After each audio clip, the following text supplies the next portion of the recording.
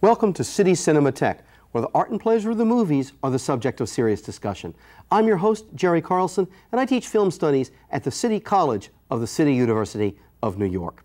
Today, it's our pleasure to present the 1994 film Lyn Di Sara, Beautiful Sara, directed by Jacobo Morales, who also wrote the film and plays a role in it. This is a film that, if you're thinking about the Tropicana Club or things of salsa, etc., is really not that kind of vision of Puerto Rico at all. In fact, this is a film that perhaps recalls much more the dramas of Chekhov than anything else. It's beautifully written and acted and has a great deal to say about Caribbean culture and history. We'll be talking about that and a set of other things after today's screening. It's a pleasure to welcome to City Cinematheque Professor Lyn Di Iorio from the City College. Now, take this opportunity to savor the Puerto Rican pleasures of Lyn Di Sara.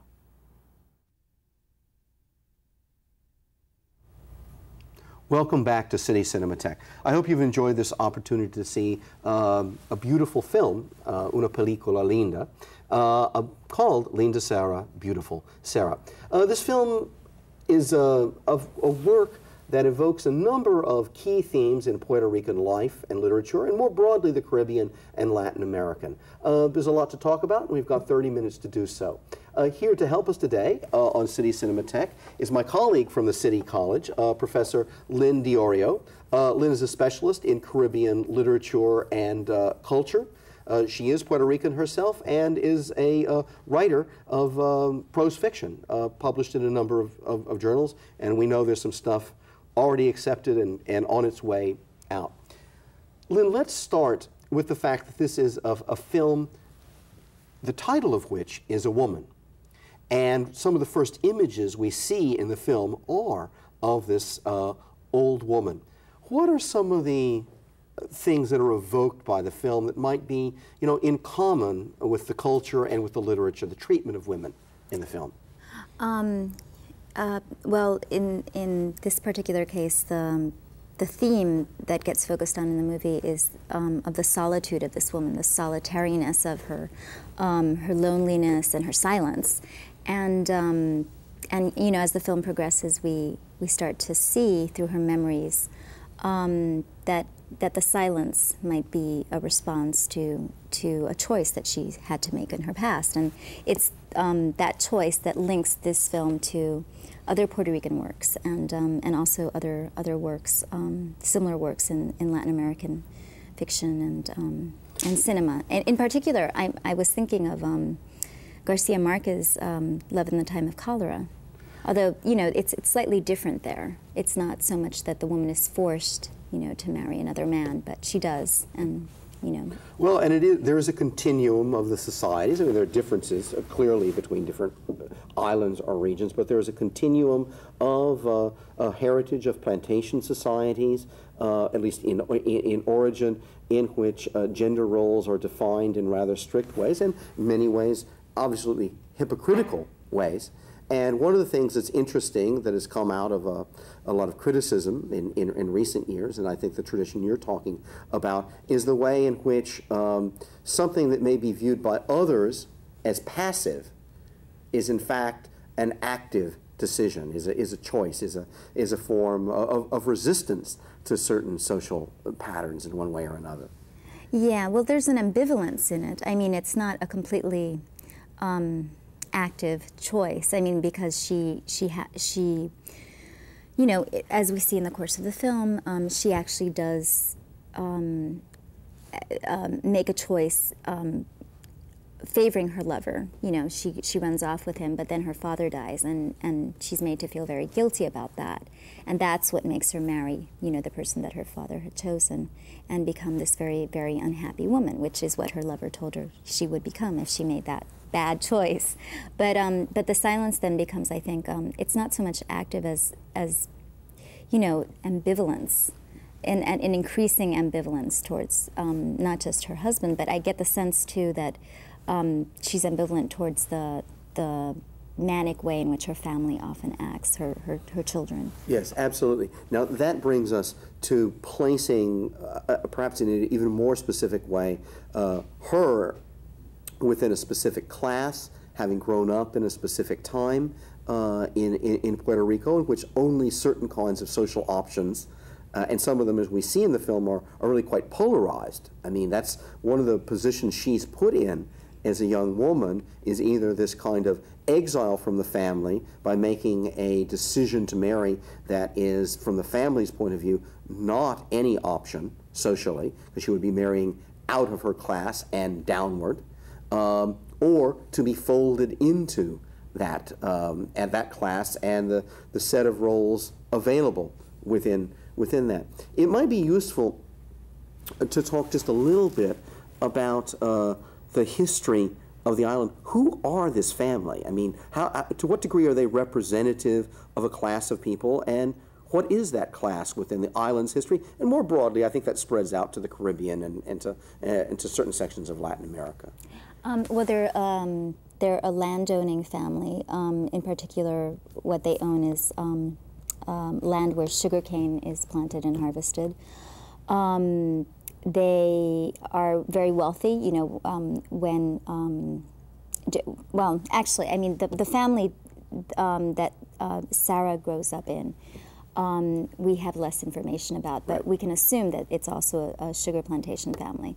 We know that her husband was also a plantation owner, and that's the way they made their money. Now, during the real time that the film is set, in the present, the family has lost their money, and that's because it's in the 70s sometime, and the last sugarcane centrales in Puerto Rico have closed down, and so they no longer have, you know, they have some land left, but they just don't have that means of keeping up their status anymore. And they've been keeping up appearances for a while now, you know, trying to stave off the inevitable. That reminds me of references to two other people who deal with this phenomenon. One, of course, is the great Russian writer Anton Chekhov, in the way in which he thematicizes in a number of works these desperate aristocrats who are trying to maintain some kind of illusion of a prosperity or a set of class claims that are lost. I particularly think of this film as perhaps being haunted by Chekhov's The Cherry Orchard, in which the family is having to sell off more and more of their things. But also I think of someone else from the Caribbean, the distinguished French-speaking critic, Edouard Glissant, who talks about the Caribbean as a place in which, for a variety of reasons, but there was a kind of, his phrase is, there's an eruption into modernity. Oh, right. So that what you have is the extension of certain kind of agricultural communities there, the plantation system, that went on longer than it went on a number of places in the world. And then when modernity comes, it doesn't come through a set of stages, as it were. It frequently comes as something that is quickly imposed, or to use another kind of image, more or less explodes outward into the society, covering and destroying many of the features of the previous culture. And I take it that this family is one that has, in a certain sense, for a period of time, been successful at holding that at bay. Adapting, they've clearly moved from the south of the island, the center of the industry, to Old San Juan, where they maintain this home. Of course, they've done this at a certain point. We see them with the old Lincoln Continental. When the brother returns from Spain, he says, "Oh, still have the same car," you know, because they are fixed in time in a certain way, and the culture and the finances of the island are changing, but already have changed, and they've made no adaptation. I mean, the elder son has said that his job has been maintaining the family's position. Exactly. He doesn't work, you know, and when he's discussing his imminent bankruptcy with the lawyer points out, well, maybe you should finally work. He's quite shocked by this idea, because he's you know, still the aristocrat. Yeah, well, you know, in that phrase, glissant also refers to not just the all of a sudden eruption into modern ways of being, technological ways of being, but also the way modern Caribbean writers have to all of a sudden harness all these different styles. Right. you know, all at once, because they haven't had the time that Western writers have had, or Western artists or Western filmmakers to use, you know, to have a progressive linear development of one style to the next. It has to be done, you know, all at once. And well, I think that's an excellent point, and it also points out the particular kind of burden that Puerto Rican or other Caribbean filmmakers have had, and that is that you say you want a national cinema, but one of the problems is that in international channels of distribution, the expectation is that instantly there will be a product of the technical level of sophistication of Hollywood or European cinema. Now, there have been some critics from within the Caribbean culture itself. In fact, the distinguished filmmaker and film theorist Julio Garcia Espinosa wrote a very well-known essay called For an Imperfect Cinema, that said our national cinemas should come out of a kind of reaction of the technological resources available to us at any particular moment, and the urgency to tell stories about our peoples and our cultures. I think one of the accomplishments of Morales's cinema, and he is someone who has worked in Hollywood film while having a very distinguished career in theater and television in Puerto Rico, is that we have that sense of a kind of assimilation and control of the medium. This is a beautifully made, one could even say in a certain kind of way, conservatively made in terms of its narrative techniques and in terms of the care of its images. There are some rough truths in this work, but there are no rough edges to it as a work of art, as an aesthetic object, and that's itself a kind of a response to how to put this. The easy accusation of you can't do it, you don't have the resources, you don't have the history, you don't have this. And I think this film demonstrates, well, yes, we can make something beautifully crafted and obviously of a thematic and narrative richness and intelligence as well. Let's continue with the family. Okay. Okay, because this is one of the things I find most admirable about this film is that we have a number of rather interestingly delineated characters within the family, all of which have different responses to, if I can just repeat the phrase, to this eruption of modernity. Now, we've already talked about the eldest son. Right. Of that. What about the other family members? How do you view some of their responses, and how are they representative of certain aspects of Puerto Rican culture and history? Well, I'd say that that there's the younger son who's the novelist, and the sister who is a singer seem to manifest interesting variations on the reaction of the oldest son. I mean, the sister is an artist, and you know she's a very good artist. And there's that wonderful scene where Joana Rosalí, you know, sings, right. And I thought that was wonderful. I hadn't heard her sing in many years before I watched the film, and I thought, oh, I had forgotten that Joana Rosalí was also a singer besides being an actress. That's a wonderful scene. But she's not working, you know, she's not really doing right. anything to support the family. She's not selling her voice, you know, she's not being a realist.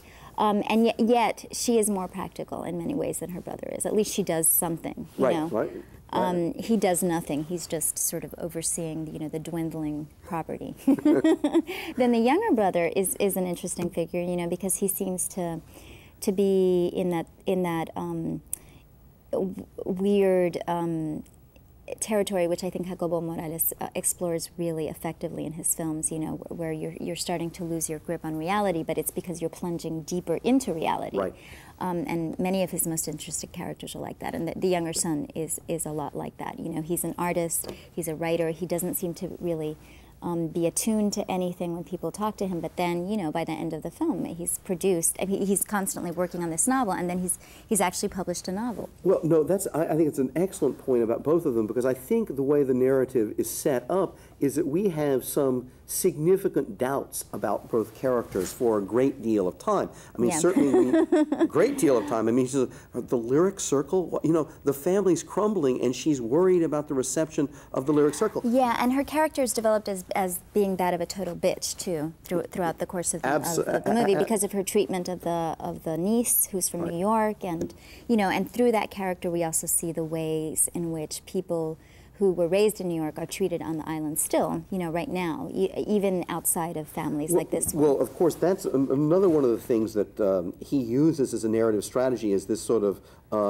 exposition of qualities that we didn't suspect, that all of a sudden, I must be honest, that the way she was being treated, I didn't at first catch that she was a family member. I assumed that she was she was studying and working, but then all of a sudden you discover she's actually a niece in the family and being treated this way and being put in as a substitute servant because probably they've lost their other servants, and so they've made some kind of barter relationship with the family in New York. But one doesn't necessarily suspect that at first. I didn't hear her use the word for niece about her for a while. But to come back to this point, we have very significant doubts about her, and then actually we find out she actually does have a voice that is worth, singing. And then again, as you say, with the brother, I mean, how far, how useful is this retreat from reality that I think you so well say then becomes actually his way of grappling with what reality really is, and then he does end up with a novel. Yeah, and he does produce all the factual information that they need in order to have that interesting auction. Well, yeah, absolutely. Now, there's two other members of the family, and they have other responses. Both are responses of self-chosen exile. The brother who goes to Spain and then returns for this, and then the brother who's gone to New York and has died there. What do you make of the two of them? Well, they're completely different, because the brother who goes to Spain is obviously in some ways taking even further the family's vanity, about its aristocratic lineage, and in fact, he becomes a count. He finds a title. He finds a lineage, that he can exploit, and then he finds this title, and we see that he spent much of his life in Spain trying to, marrying wealthy women and divorcing them, living off their money, living off the money. Right. That his title accrues to him because he presumably has been staying at many different people's houses. But then all of a sudden that dries up on him. At the same moment that the family starts to lose its money, he starts to lose mileage. But interestingly enough, he's the one who realizes that he can't really live that way anymore, and that modernity is there and you have to do something with it. And also, I think that he uses the fact that he's such an opportunistic person to save the family. At the end, he has a business instinct. Well, that brings up this very interesting notion of they come from a past that has now disappeared, but that past is going to reappear in a form of consumerism called nostalgia. Oh, that's right. That's a wonderful point. And one of the things that he's good at doing is he said, well, these are objects, but we must mythologize these objects in a way that will attract people who want to buy the past. But they don't want to buy the object, they want to buy an image of the object as well. And that's very interesting because that also has to do with the function of movies in this movie, because to the young Sara and her lover, there's been an image of what the romantic world could be.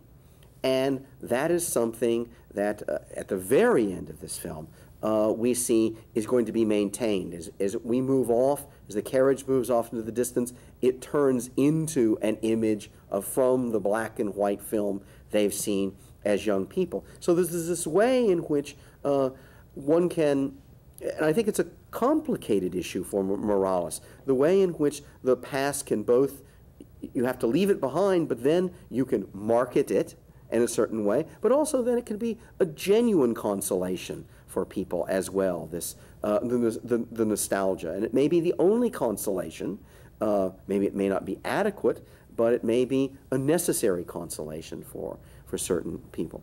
But before we go over to there, we now talked about the brother who went to Spain. Let's talk about the absent brother and then that whole legacy, because you've talked a little bit about that.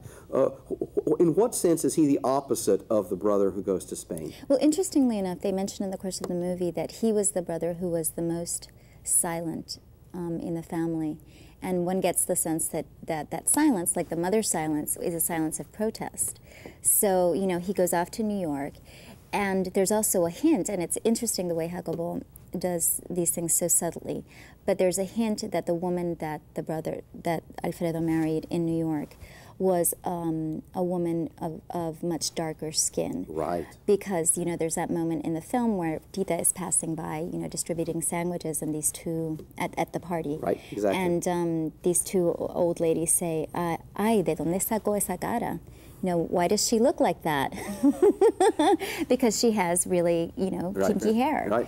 And, you know, so the implication is that he went and did something that his family did not approve of, which was marrying, you know, somebody who was of mixed race. Of mixed race, and invariably of a different class. Definitely. From their perspective, which it also comes back onto the issue of their mother and the fact as a woman, she did not have that option, a woman of her class, of immigration and of reinventing herself in another place, or she had the option and rejected it more properly with her lover. And then the son duplicates the pattern, but does exercise the option in some way, with the niece eventually being brought back into the fold of the family. And no one is so successful.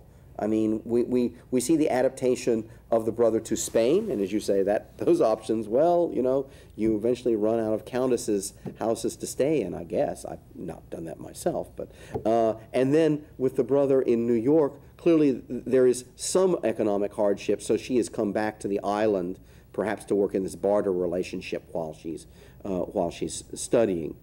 But it's interesting, you know, in terms of the sort of political ideology behind the movie, that we've got New York and we've got Spain, and seemingly, you know, New York in some ways is, I think, framed as a place of a certain amount of freedom, because the brother is able to go off there and marry whom he wants, and you know, and then the daughter can come back to Puerto Rico. But at the same time, you know, the oldest brother also has a wife who's a Spaniard. And she goes back to Spain, and she takes the New York born, you know, niece with her at the end of the movie to Spain. And I think that there's a way in which Jacobo is sort of strengthening the link to Spain, you know, which is a typical nationalist kind of tactic, actually, and one which has often been protested by Puerto Ricans in New York, you know, that keeping the link with Spain. Well, and that is something that is very much thematicized, of being placed between two cultures, for maintaining a set of ties several hundred years old, or strengthening the new set of ties. And which way are you looking? Are you looking across the Atlantic, or are you looking north of the And they're both colonial, but the way in which such an aristocratic family frames that colonial relationship with Spain is one of, you know, well, the typical way, the paternalist tie, you know, right. A tie but a tie that's preferred. Well, to the one. And it's a tie that's always an originary tie, in the sense that that's where we came from, and no matter how troubled the relationship is, it's still father or mother in some kind of way. Well, now there's one, you know, very important character in the work that we haven't even touched on, and that is the lover, the mother, Sara's lover. Who is he? What can we know about him in the work, and what don't we know about him? It's so strange that even he is a somewhat silent figure in this film, you know, and that says a lot about that itself is a comment, I think, on the social milieu that the film is critiquing. He is obviously a member, well, I mean, he's the son, I think, of a laborer on the family's plantation. And he's also heavily involved in politics. And for both those reasons. Right. You know, as a young man. As a young man, Sara's father won't, you know, have anything to do with him. But then, you know, there's the implication that he goes off to New York or the States, right. And makes his fortune there, and comes back and is able, you know, at the end of the movie to buy all the objects in the house, and then also to leave them right there, which I think is a way of the film saying, well, you know, there's a way in which the past is going to stay the same because he has to re-inhabit the past with Sara. Absolutely. No, and he exercises a kind of control over the family. It's not meant, I think, as vengeance. It's meant as love for Sara, because it's a world she never escaped. She clearly can no longer adapt to changes, so his project is to create a kind of hermetically sealed world for her in which she will be able to live out her life and not suffer from all the tensions that we have seen that are ripping her family to pieces. Because that's the majority. If there's a beginning, middle, and end to the film, the middle of the film is all of those tensions among the family members and what they say. And it's a beautiful gesture, I think, too, because, and it's one which I link with that gesture that Jacobo Morales makes in Lo que le pasó a Santiago, his a previous film of his, where the man, you know, this man who, in that film, it's an accountant, and he has this very lowly background, just as the lover does in this film, and they're both men who understand what the objects of their desire have been through because of the way the society is set up, and they make these wonderful gestures that are romantic but also imaginative, right. To accommodate these women who have either gone crazy or. In Sara's case, you know, I mean, she might have gone a little bit crazy too. Who have just been sort of hurt, really hurt by the societal constraints. Yeah, yeah. Well, actually, I think that's itself a rather lovely summary of a number of the themes that link together the work of Jacobo Morales and that link together these two films. And so that's actually where we're going to have to end today. But I think it's a very lovely place to end.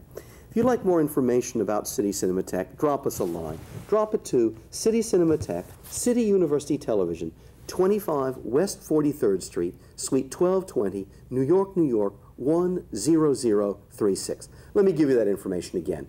Drop us a line to City Cinematheque, City University Television, 25 West 43rd Street, Suite 1220, New York, New York, 10036. Lyn, thanks for being here with us and sharing your rich knowledge of your island, the Caribbean, Latin America, and all things related to this film. We look forward to having you back on City University Television. All right, thank you. Great. Well, please join us again on City Cinematheque, and we hope you tune in once again. Thanks for joining us today.